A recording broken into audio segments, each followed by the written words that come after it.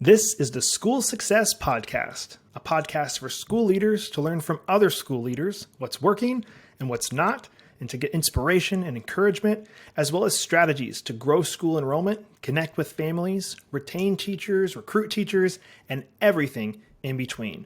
You guys are heroes, and I cannot thank you enough for pouring into this next generation that's coming behind us. My goal is you will take at least one thing away from every episode that you can take back to your school to make it better than it is right now. Please enjoy the School Success Podcast. This podcast is brought to you by the Herzog Foundation. Time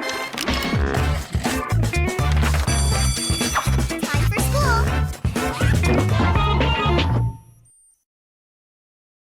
Hey, School Success Makers. Welcome to another edition of the School Success Podcast. I'm your host, Mitchell Slater. I'm joined by a new friend out of the DC area, Ginny Gentles, who is the Education Freedom and Parental Rights Director at the Defense of Freedom Institute. I know it's a mouthful, but she's doing a lot, and this organization is doing a lot. And we're going to dive into all of it and all about education today. And you'll find out what we're exactly going to talk about here in just a few moments. But before we jump into all that, I always pass it off to the guests to introduce themselves. So Ginny, welcome to the podcast today. Well, Mitchell, thanks for having me. Happy to be here. It's going to be a fun day. So before we jump in, you get the question everybody gets before we jump in, and it's this. If I was to visit you in the DC area, what would you say, Mitchell? You need to eat this and do this to experience the DC area. Oh my goodness, I'm such a homebody. That's a tough question. But I have lived here for a long time, and I never, ever tire of the fact that it's amazing that we have all of these monuments and the Smithsonian museums, and they're free. So absolutely, you have to go see the monuments. I recommend a nighttime tour, see them all lit up, and just have this wonderful reminder of what an amazing country we live in and a remarkable history that we have. Eating, oh goodness. I don't know that there's like a standard DC area food. So that one's tricky. I would say my go-to is kava, but you could probably get that in Florida too. We have a place that's going in right now, actually, that's right near us. That's doing that. So I guess I'd say that. You know what, Mitchell, let me revise that. Ready. So as far as your question about what to eat, I'm going to go to the other side of the DC area. I live in Virginia, but Maryland is really known for their crabs, and you can go like spread out on picnic benches and have a hammer and crabs, and it's like a whole experience. So I think the Maryland folks would want me to recommend that to you. There we go. Now we're talking. All right. So we're going to do that. And then all the monuments, I've been there only once. What would you say if you had to pick one to do in DC? If you had to pick just one, what would you tell people to do? I love the tidal basin. I know everybody thinks about going when the cherry blossoms are blooming. There's these amazing trees that surround the tidal basin, but it's a great walk any time of the year. And you've got the Jefferson Memorial on one side, MLK on the other. You can see the Washington Monument from there. So highly recommend walking around the tidal basin and hanging out at the Jefferson Memorial. Awesome. All right. So we get some crabs. We can go look at the monuments. It's going to be a good time seeing our amazing country that we get to call home and we get to live in. So I love it. Well, as we jump into today, let's get your background real quick. So what you've been doing your whole life and now what you're doing now. And then I got some specific questions for you. Well, I grew up in Florida, Central Florida. I went to Orange County Public Schools, actually, in kindergarten through 12th grade, and headed up the East Coast for school, landed in the DC area for work. I worked on Capitol Hill in my early stages of my career, but then I kind of turned into a bureaucrat. I worked for the Ontario Ministry of Education. I worked for the Florida Department of Education. I worked for the U.S. Department of Education, always with kind of like a school choice aspect to my responsibilities. I was responsible for Florida's scholarship programs and overseeing the charter schools and other things, I guess close to 20 years ago, back when Governor Jeb Bush was governor. And then had kids and kind of took on a more behind the scenes role with school choice advocacy for a long time, plus a lot of years of stay-at-home mom as my primary responsibility.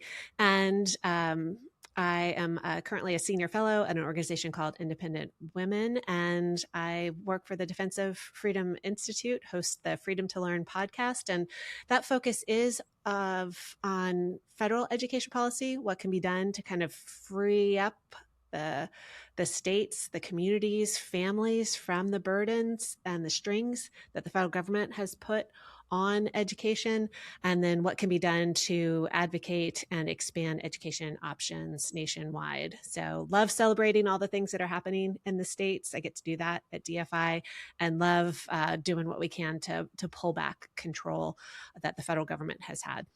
Love it. It's been an exciting time the last couple of years. It's moved really fast in my eyes because I haven't been in it like you have been for all these It decades. has been fast. The last year, we kind of were like, whoo, there's 3 more years of this Trump administration. They've already done so much. Like it's been an intense period lately. Well, let's rewind then, actually. So you talked about you've been doing this for a couple of decades and been a part of like when Jeb Bush was in Florida as the governor. So what was school choice looking like 20 years ago? I mean, I know we have tax credits and some of these different things, and people like, I know homeschooling is just blowing up and it's huge across the country too. But I know obviously there's select states. I just heard about Connecticut voting on some stuff that's like really crippling for the homeschool environment. And so let's start back. Like, what was it like 20 years ago? Did we have school choice 20 years ago, and what did it look like?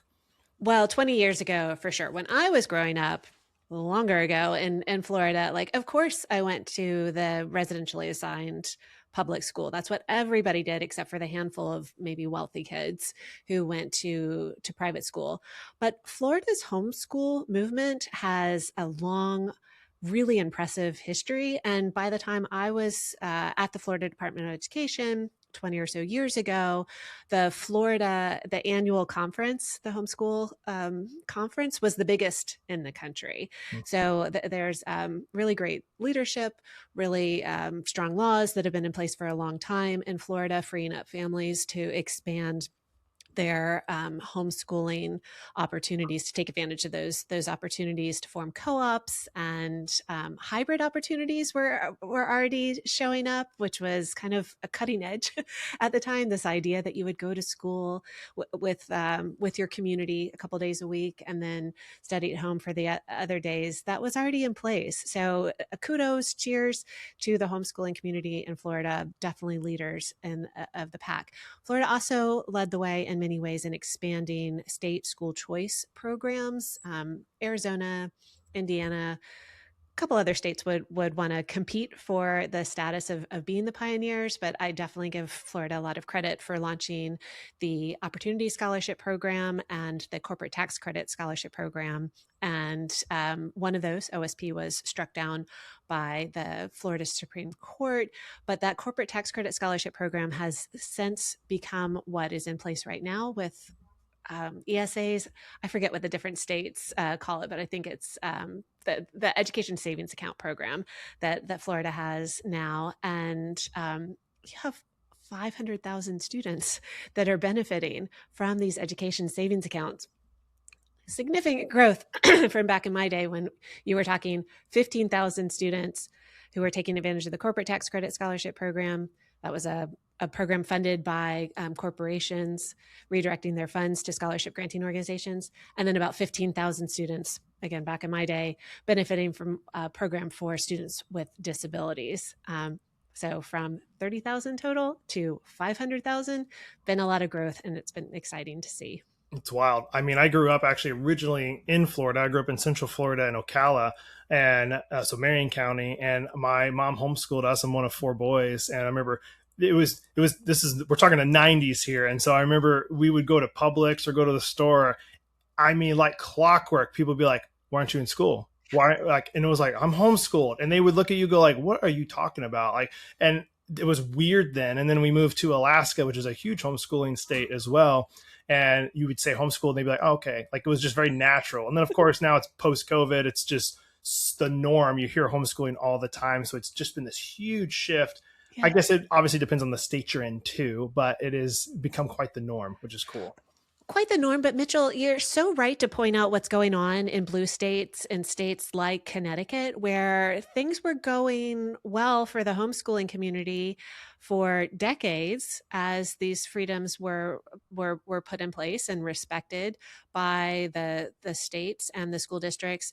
But now that we're in an era of declining enrollment, and we can talk about that a little bit more. Now that we're in the era of the demographic cliff, where people stopped having as many babies in 2008, those school districts are desperate to fill the seats. They're desperate to get kids back into the residentially assigned public schools, and they're looking for every opportunity to do that. And I think going after homeschooling and the freedoms that have existed, the laws that have been in place for a really long time, is something that we're going to increasingly see. So everybody needs to remain vigilant for sure. Do you feel like that's the main reason that fight is happening, is they see dollar signs not coming to the district, and so they're like, what's the easiest people we can go after? Let's start with homeschooling. We're talking about Connecticut for this. Do you feel like that is the main reason? It's a money thing, or is it they don't trust families to do this properly to the standard that they should be doing it?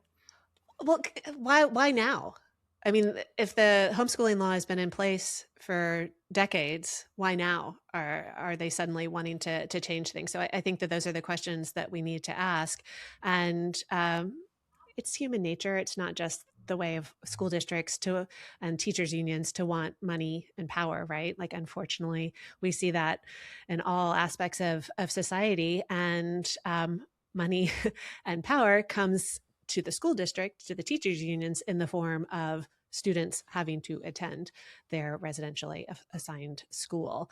So I do think that they've always been concerned about homeschooling and not having that money and power, but now that they're really under threat with this declining enrollment, we're going to hear from them more.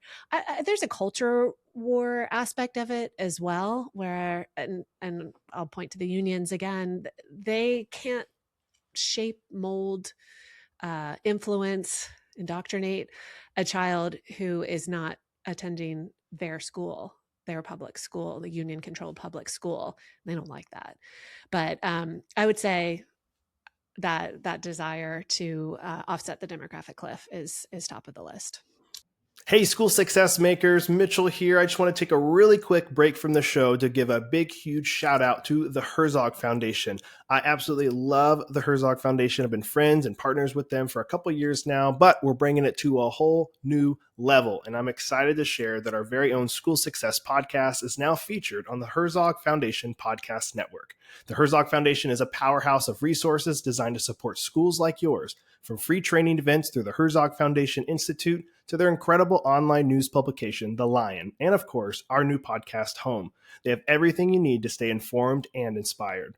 And if you're dreaming of starting your own Christian school or co-op, don't miss their online course, Schoolbox. It's a fantastic resource to help you get started on the right foot.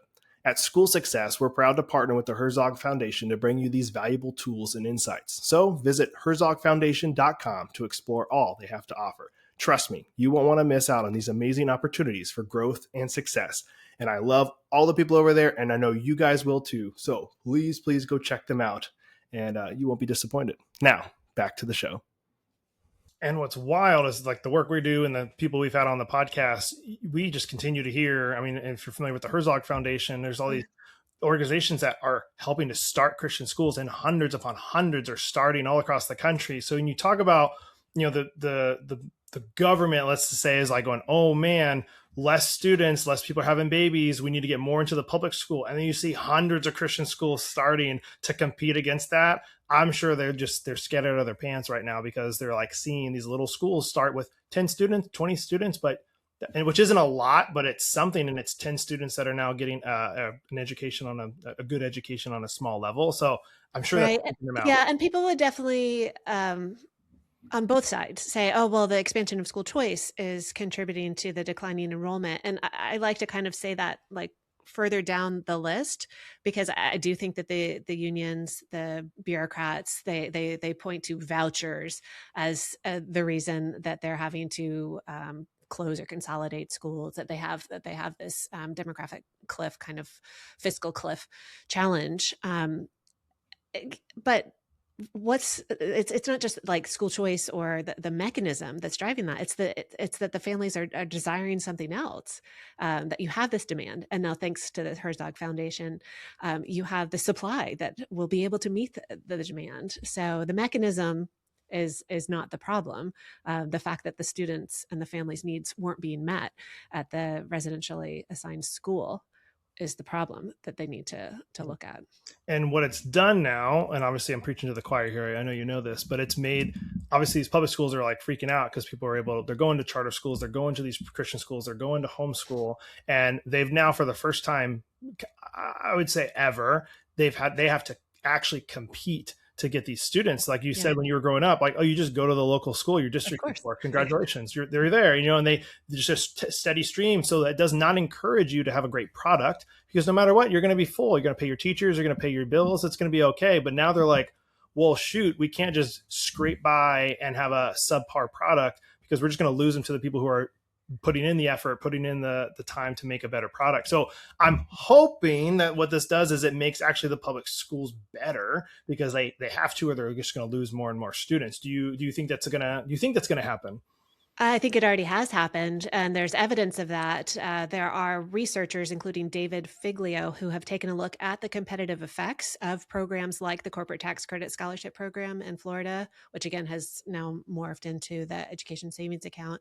And they've been able to show that when you compare the results of the students who are still attending the neighborhood public schools in areas that have high concentration of students who have benefited from Florida's school choice scholarship programs, the results improve for those students in the public schools.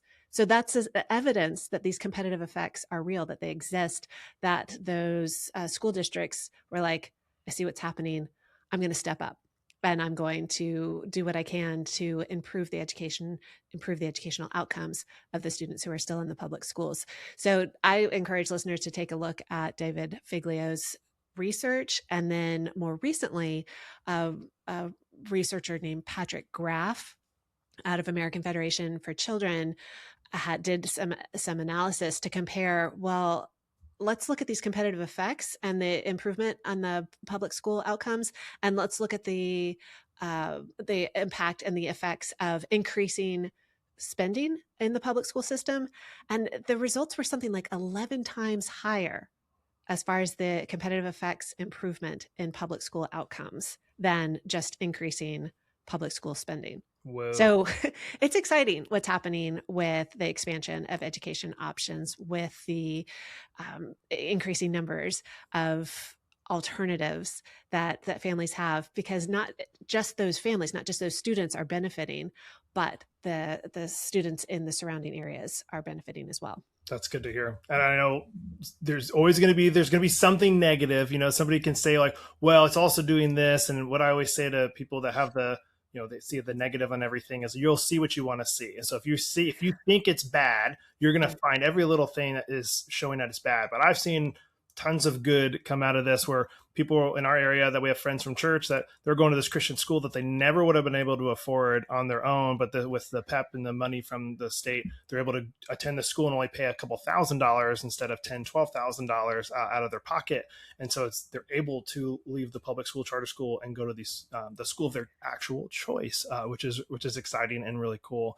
Well, something I've seen in Florida as well is kind of a fluidity to it. Like, it might be that the middle school in your neighborhood is terrible, or it's terrible for your kid. Your kid's just not going to thrive.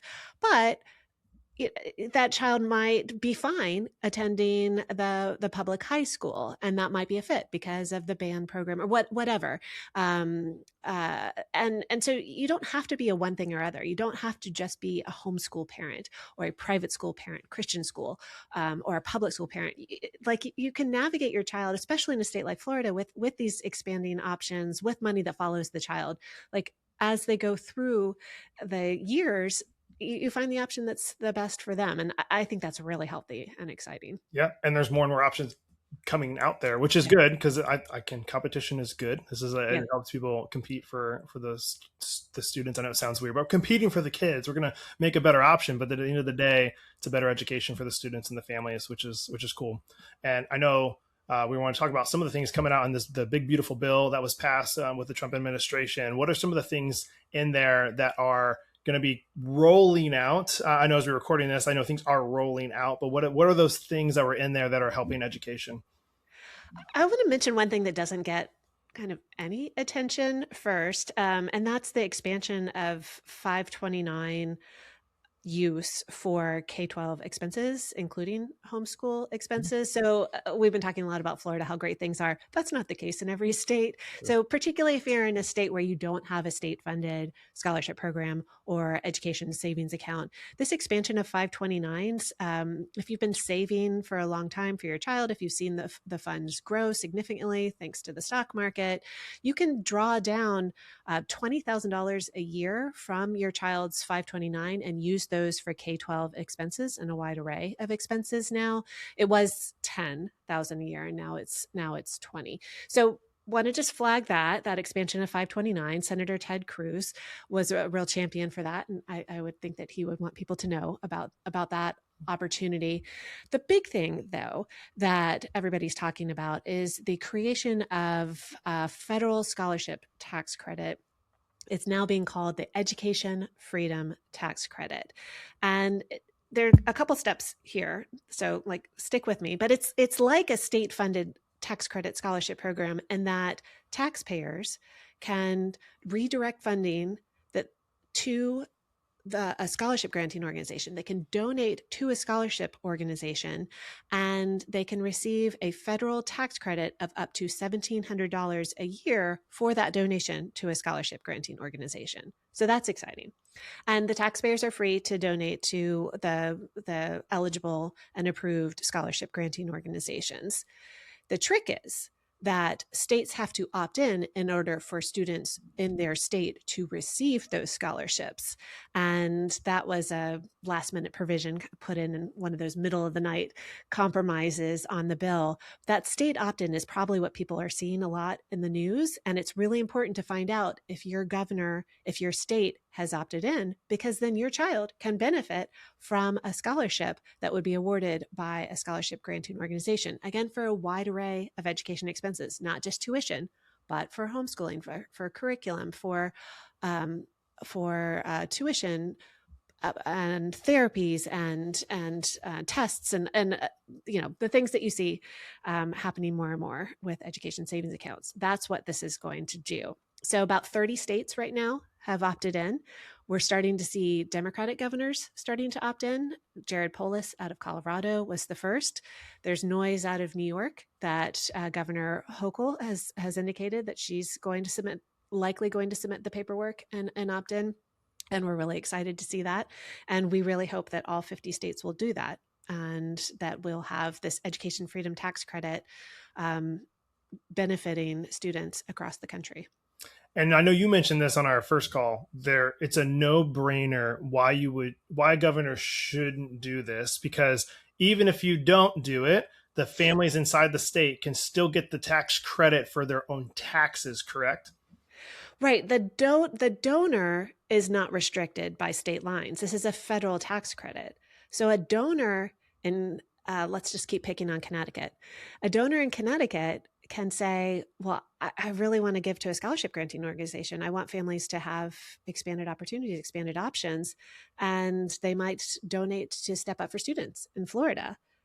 If their state governor has not opted in and there isn't an approved list of scholarship granting organizations operating in Connecticut that they could donate to. So I hope that makes sense. If a governor's not opting in, then they're sending funds out of their state. They're hurting the children in their state as donors give across state lines. And so of course it's a no-brainer. Of course a governor should opt in. Why would they want to redirect the funding to scholarship granting organizations in other states? And why would they want to deny the children in their state the opportunity to receive scholarships, especially because public school students can benefit from this as well? Like I mentioned, tutoring is an option. So a public school student often needs tutoring these days, and these scholarship granting organizations can give scholarships for tutoring and expenses like that. So why would you deny students this opportunity? It's crazy. And I just did the math real quick. I mean, it's a simple math, but I wanted to make sure I wasn't dumb here. So I put in there in my calculator, if a state has, let's just say, we'll pick on Connecticut some more, 100,000 people inside the state that say, hey, we want to donate to the scholarship granting organization. We're talking about $1,700 tax credit. It's $170 million. It's literally leaving their state, that they're saying, you know what, we're all going to give it to Step Up. We're going to give it to Florida. We're going to give it to another one. $170 million that's now out of the state of Connecticut, that the families are still going to get this as a tax credit for themselves, but no kid is going to benefit from. I mean, we're talking 20% of $1 billion that's going to leave the state. That's a massive number. And that's only 100,000 people. I mean, you would hope everybody would do this if they hear about it. I think that's the biggest thing, is getting the word out so people actually know what it is and how it works. I think that's going to be the huge learning curve.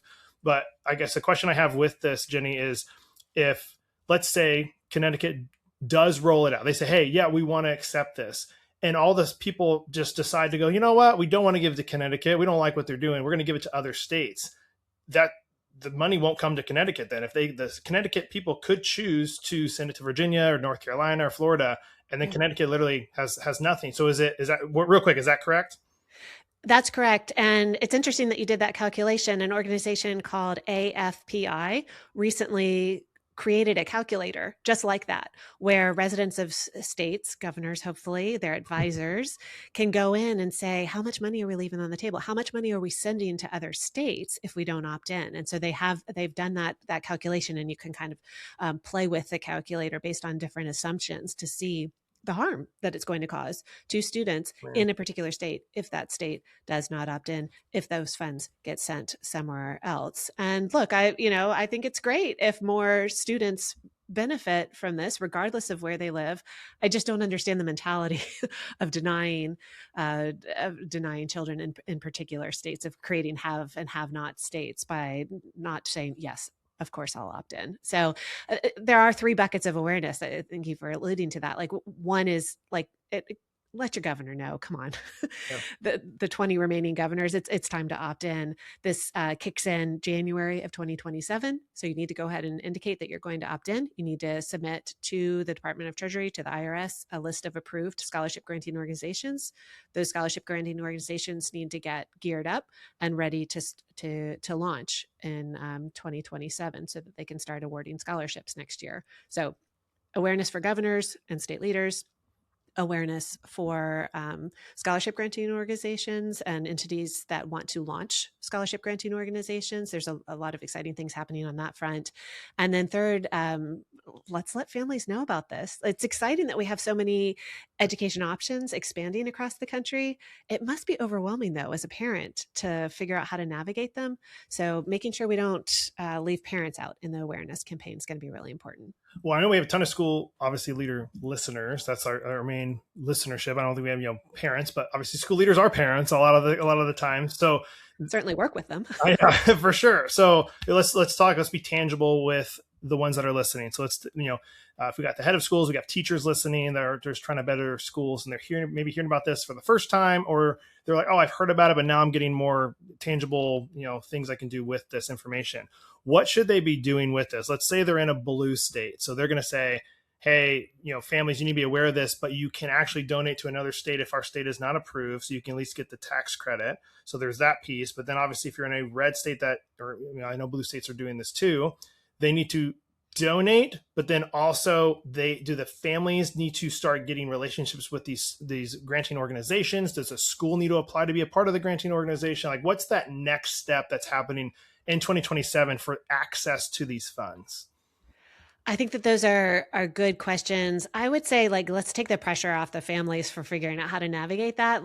Let's put it on the school leaders and the networks of schools to figure this out. And a lot of times when you're talking about a scholarship granting organization, you are going to have a network of schools that maybe has launched their own SGO. And so easy enough for that scholarship granting organization to send the link to the schools, and the schools to pass it on to the parents to apply to those scholarships, right? Or for maybe the parents who are federal taxpayers who want to contribute, or the community members, affiliated with the schools or the churches. easy enough to reach donors through that network. But scholarship granting organizations are going to show up in a number of different forms. You have nationwide organizations that are already operating in a lot of states, like ACE scholarships, like Children's Scholarship Fund. Step Up for Students will be expanding to other states. So will the American Federation for Children's Scholarship Granting Organization. You'll see them operating in a number of states. So I would say school leaders need to pay attention to, one, is their network of schools starting an SGO, or do they want to work with one of those large organizations that I mentioned? Will a community member or organization, a local community organization, be launching a scholarship granting organization? Increasingly, that's going to be easy to do. ACE Scholarships, for example, has a whole service that they've provided. Well, they'll do a lot of the back end stuff, and that community organization can launch an SGO.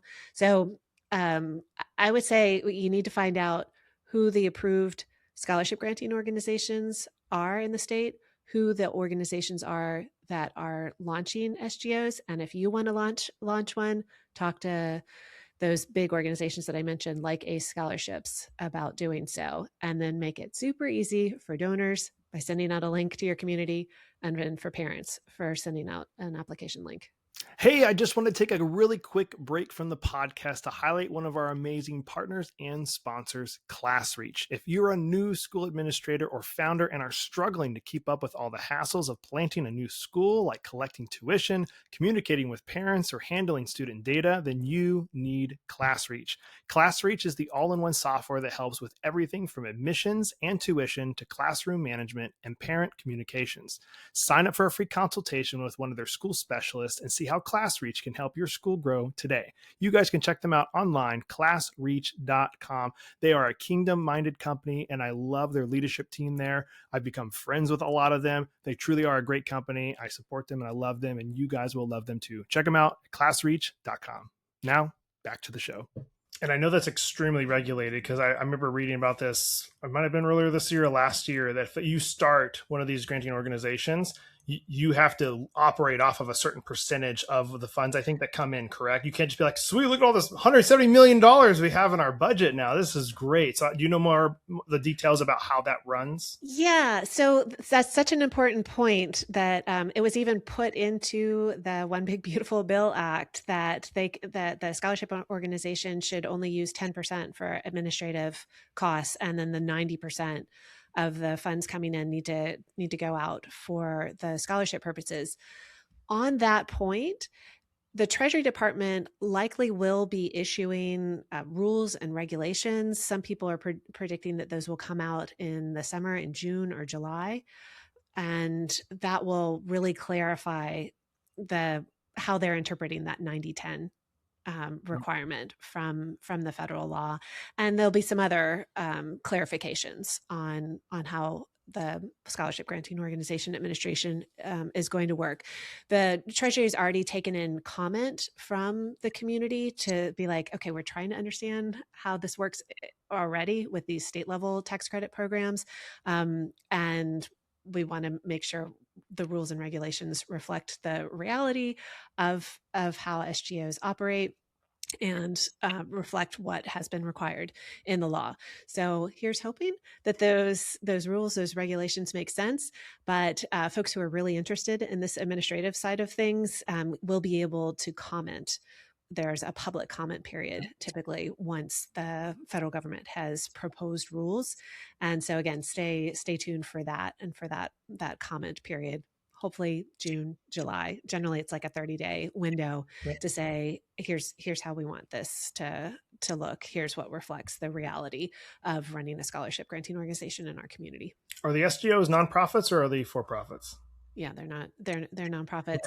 One thing to look out for: school districts are, as much as they have been opposing education freedom and school choice, again, since public school students can benefit from this, school districts are gearing up to use their foundations or some offshoot of their foundation for this. So we don't want them kind of like gobbling up all of the donations in the local communities, and because we want a wide array of students to to benefit from this. So yes, they're nonprofit, but the nonprofit outgrowths of public entities like school districts are going to play a factor in this too. I got a couple more questions for you that are on my mind for this. So obviously, if these SGOs start, they get all these funds that are coming in. Whose decision is it on how those funds are used and where they go? And so, like, they go, oh, we want to give some to the homeschoolers, some to the public schoolers. Oh, this kid needs it for this.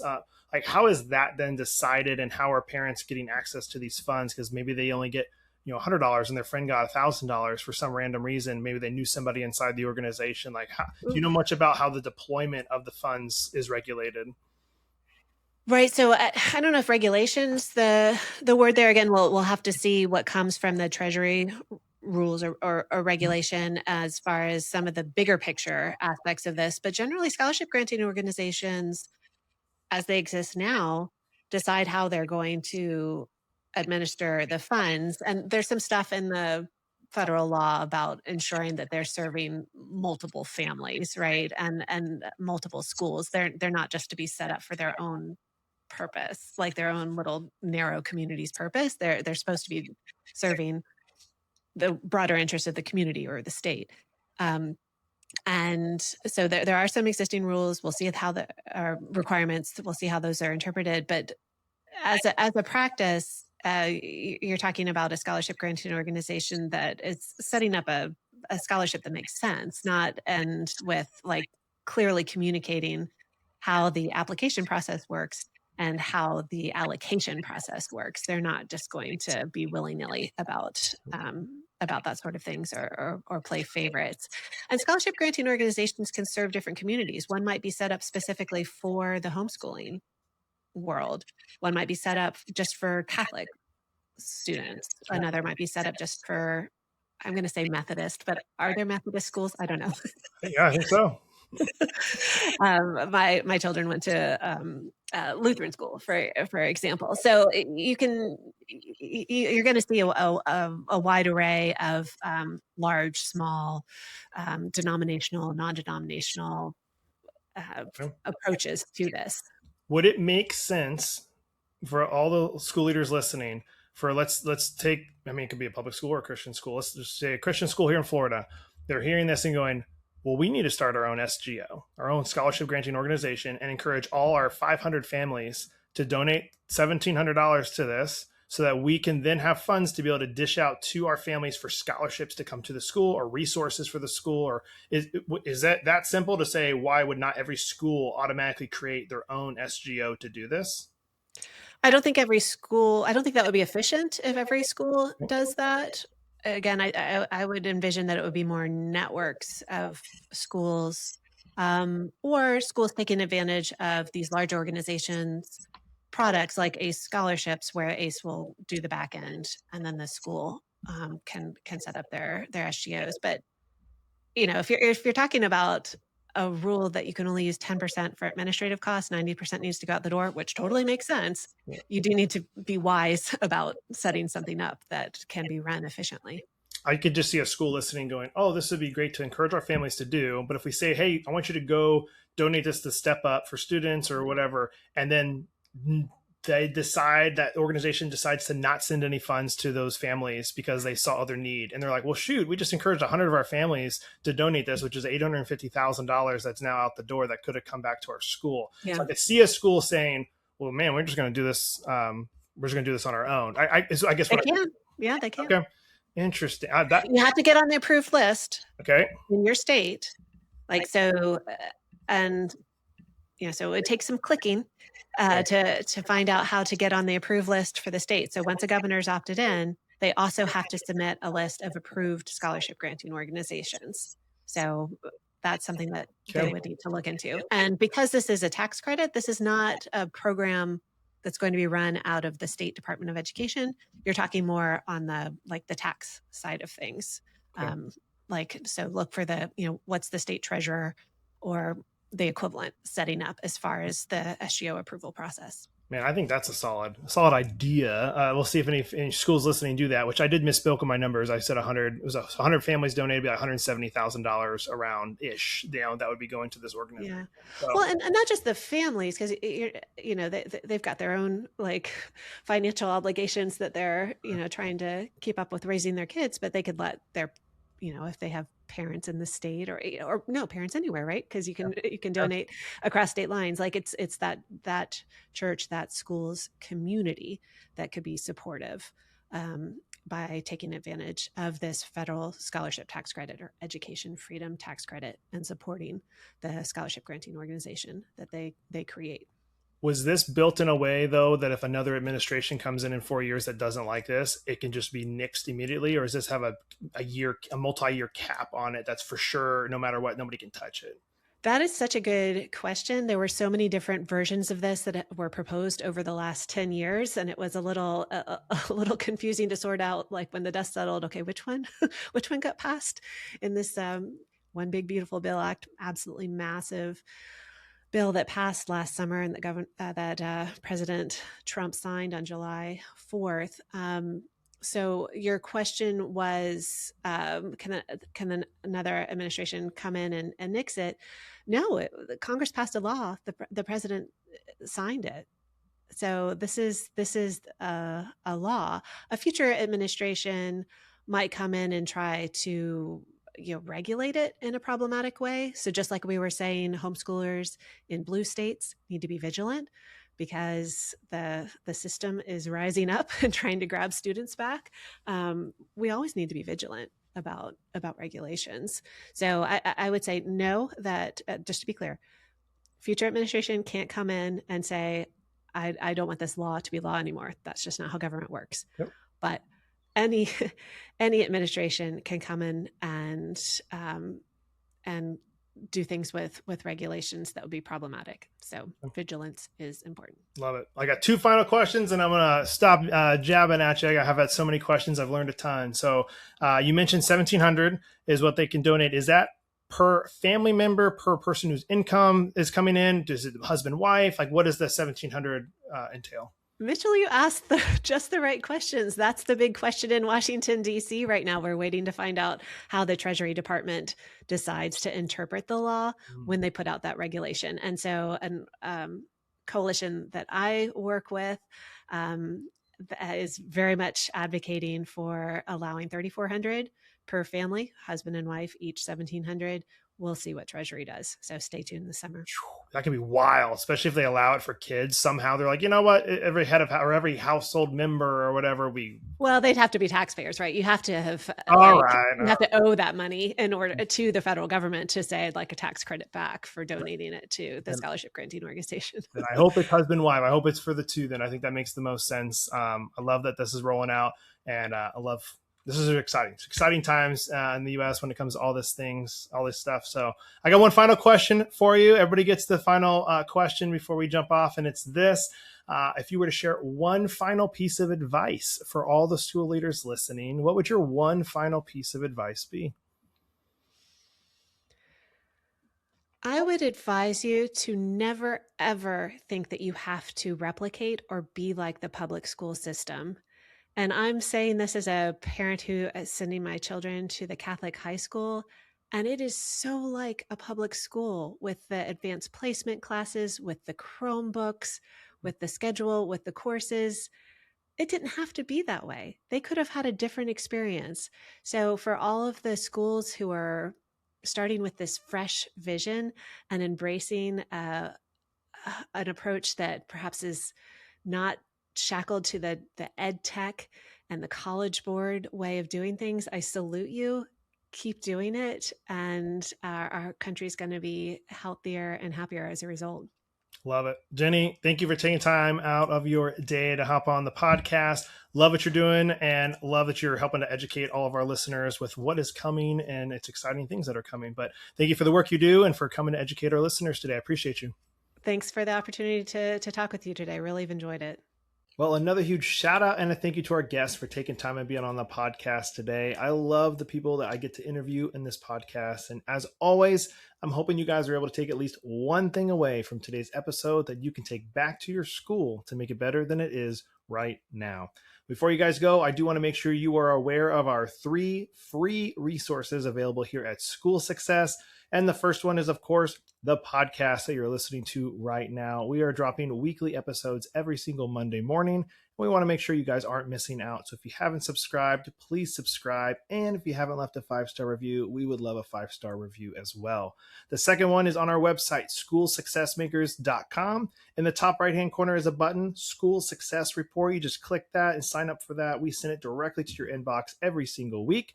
It's full of different articles our team has either found or written to help you, the school leader, be more successful. And last but not least is our free Facebook community called School Success Makers. It's an awesome place. I'm personally in there. I'd love to see you in there as well. Get some good community around you, ask questions, and just have some fun. So make sure you are joining our free Facebook community. We'd love to see you in there. All right, guys. Well, that's it for today. We'll be back here next week with another awesome guest as usual on the School Success Podcast. We'll see you then. The views and opinions expressed in this program are those of the speakers and do not necessarily reflect the views or positions of the Herzog Foundation.